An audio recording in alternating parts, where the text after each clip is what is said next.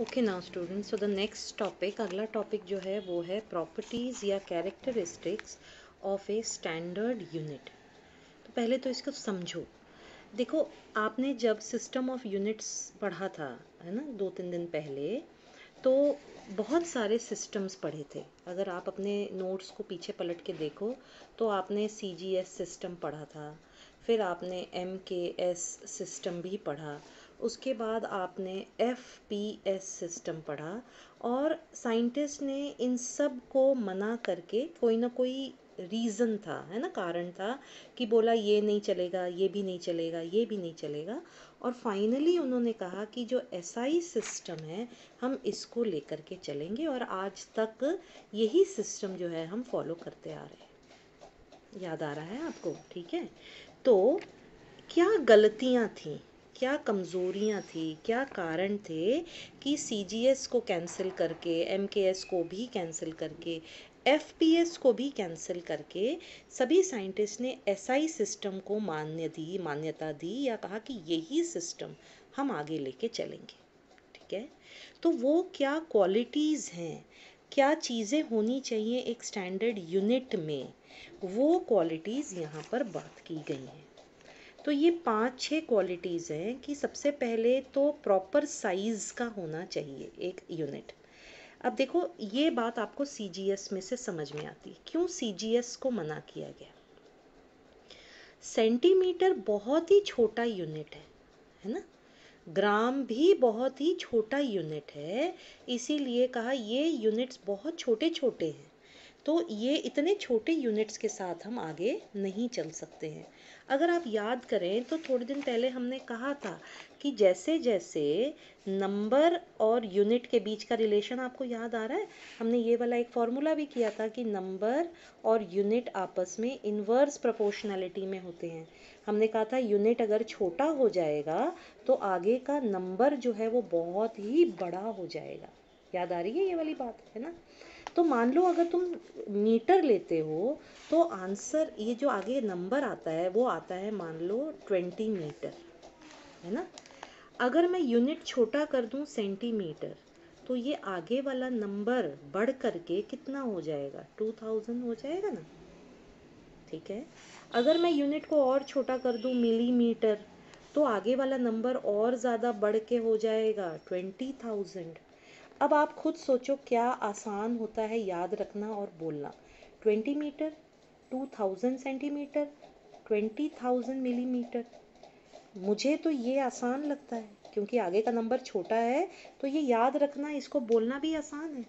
यानी यूनिट बहुत छोटा अगर होगा तो आगे का नंबर इतना बड़ा हो जाएगा कि उसको याद रखना मुश्किल हो जाता है ना। इसीलिए ये जो सेंटीमीटर या ग्राम, देखो ग्राम में भी आप अपना ही मास ले लो, अपना ही जो आपका भार है वो ले लो। मान लो आपका भार जो है वो 50 kg है, ठीक है। अब आप इसको बोलो ग्राम में, तो कितना हो जाएगा? 50 kg का मतलब हो जाएगा, 50 kg का मतलब 50,000 ग्राम। अब आप खुद सोच लो क्या आसान है बोलना, 50 kg बोलना आसान है या 50,000 ग्राम बोलना आसान है ना? है ना ये आसान। इसीलिए बोला ग्राम भी बहुत छोटा सा यूनिट है, सेंटीमीटर भी बहुत ही छोटा सा यूनिट है, इसीलिए इसको तो रिजेक्ट करते हैं। और क्यों रिजेक्ट किया? क्योंकि इनका साइज बहुत ही छोटा था। इसलिए ये जो पहला पॉइंट है, देखिए कि यूनिट का जो साइज है वो प्रॉपर होना चाहिए, बिल्कुल सही नाप का होना चाहिए, ना तो ये बहुत छोटा हो ना ही बहुत बड़ा। ठीक है। अब अगला पॉइंट कि ये यूनिट वेल डिफाइंड होना चाहिए, बहुत अच्छी तरह से परिभाषित होना चाहिए। अब ये समझने के लिए हम एक छोटी सी स्टोरी सुनते हैं, क्या पता आपको अच्छी लगे, लेकिन स्टोरी है बड़ी मज़ेदार। कि यूनिट चल रहा था, कौन से यूनिट पर बात हो रही थी? ये FPS यूनिट पे बात हो रही थी। FPS में जो F है ना, F का मतलब है फुट, फुट यानी कि पैर का नाप, है ना। तो ये ब्रिटेन का यूनिट है ना। जब ब्रिटेन के साइंटिस्ट बैठे हुए थे तो उनका यूनिट उन्होंने ये वाला यूनिट दिया। आज भी अगर आप जाएं ब्रिटेन में तो यही यूनिट सिस्टम वहाँ फॉलो करते हैं, ठीक है।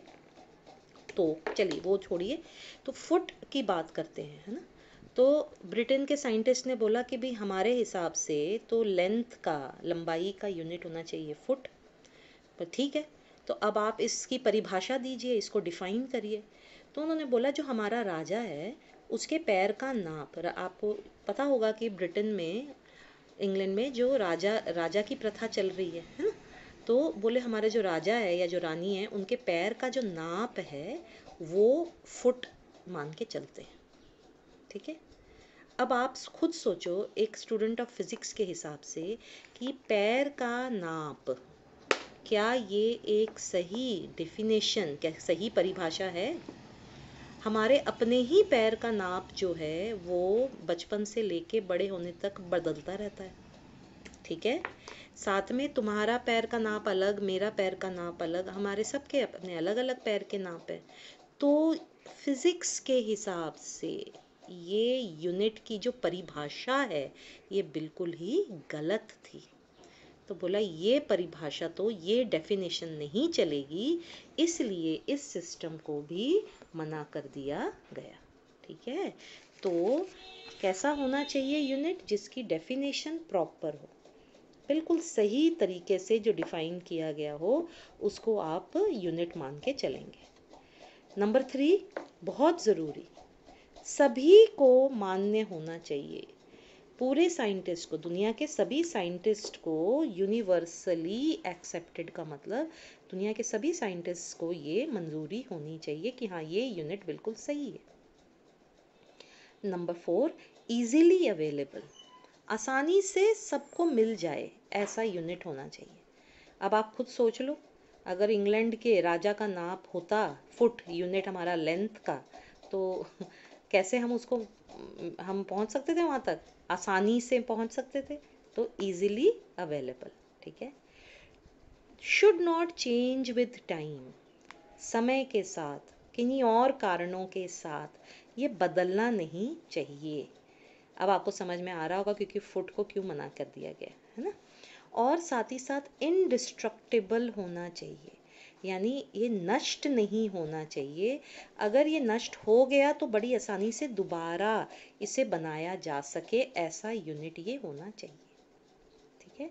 तो ये स्टैंडर्ड एक यूनिट के प्रॉपर्टीज होनी चाहिए जो सिर्फ किसमें पाई गई, इसमें भी नहीं थी, इसमें भी नहीं थी, इसमें भी नहीं थी, सिर्फ एसआई में पाई गई। इसीलिए एसआई सिस्टम को ही आगे लेके चला गया और आज तक हम एसआई सिस्टम को ही फॉलो करते हैं, ठीक है।